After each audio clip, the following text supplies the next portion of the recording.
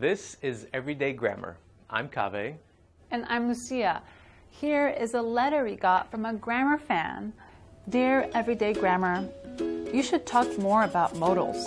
You ought to know that certain modals are difficult for English learners to understand. So unless you want to lose a grammar fan, you had better start teaching more about modals. Wow, that was a strongly worded letter. But the fan did bring up some important modals. Should, ought to, and had better. Using the letter as an example, should was used to give a suggestion or friendly advice. You should talk more about modals. Ought to is for giving advice.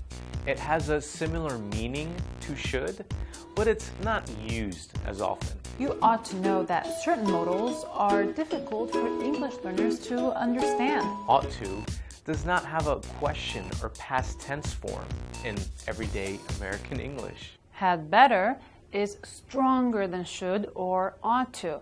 It really means you should or else. Had better suggests that something bad will happen if you don't follow the advice. In other words, it's a threat. Unless you want to lose a grammar fan, you had better start teaching more about modals.